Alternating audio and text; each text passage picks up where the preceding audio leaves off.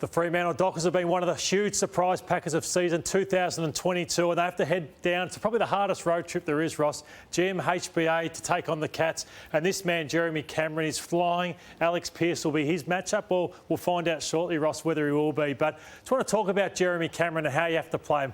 I think you have to play him like a small forward, where you can't let him get out the back. Think of Charlie Cameron when he nips around the back of you. That's how you have to treat Jeremy Cameron. So we've gone back to some vision where it first started. This was his biggest breakout game playing for the Giants. He got out the back. The player there, Brown, went to the footy. Cameron gets you. That's what he does time and time again. You've either got to sit off him or have a finger in his back, Ross, and not letting him get out the back. And he's just done it time and time again over the years. Alex Pearce, I'll send Alex Pearce. Alex Pearce has played him, done quite well. But if you just ball watch you get involved, he's out the back. So what you got to do, if he's on the on-ball side in the play, you body him and you check him. But if he's lateral to the ball, this was like last here, week, if Ross. he's lateral to the ball, you might as well give yourself some depth so he can't beat you with speed. If you stand up on his shoulder, you'll just watch here. He's lateral to the ball. Give yourself some depth so then it's not a foot race, because if you blink, he's out the back. He could have given himself 5 metres and Cameron has to come past him. So if he's lateral to the ball, give yourself depth. If you're on the on-ball side, it's your one. Check him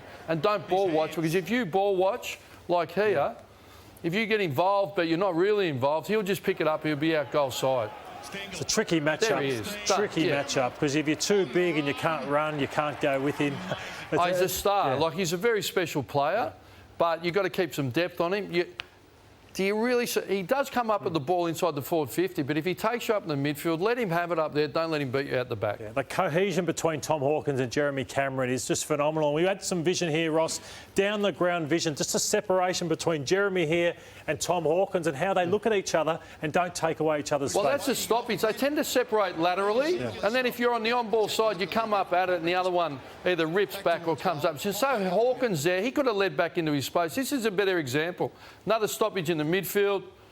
If we let it roll, they'll separate laterally and Hawkins will come up and he'll rip back. So the defenders can't work together. He comes up and he recognises that Cameron will rip back and into the space. So not many key forwards are as smooth as that, and they have a great understanding, but they've got some great principles to separate. And I love how Myers and Close and these types get out of their space and play their role too. But Ross, how do you see the matchup? 39 goals between them, the most of any two key forwards of the year. How do you see it? And on their home too, and they're different. One's speed, one's just incredible footy, nice now, size and power. But Alex Pearce is a great athlete. The Dockers' most important backman, he'll go to Cameron, knock him over, and then it's either Cox, who's a big man.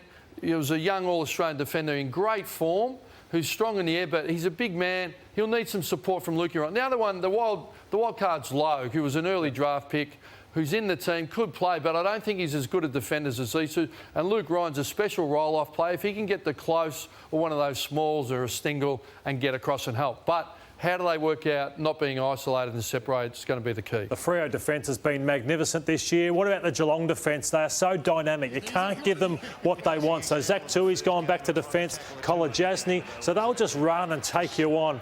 So we want to touch on some Fremantle forwards soon. But Ross, you give them this time and space, they'll cut you apart. Well, can we replay that? They'll run and take you on. That's what everyone's been asking for. And I think Chris Scott and his match committee have blended it in. And the players do it really well. They just went through. They went around north and they went quickly.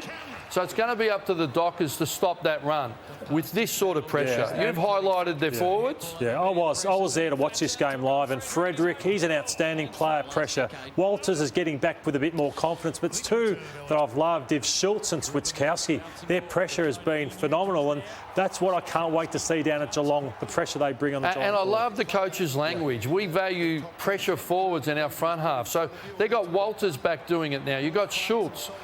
I mean, who catches Sard? No one catches Sard. So they've got a real... And then they've got the ability to finish. So it's going to be the run and the use versus the pressure, and I think the pressure can get it done down there. My worry is no Taberner and no Sean Darcy, so that's going to badly hurt them. Well, yeah, they're going to have to be able to handle Stewart's roll-off and those key defenders. And young DeConey's going well also.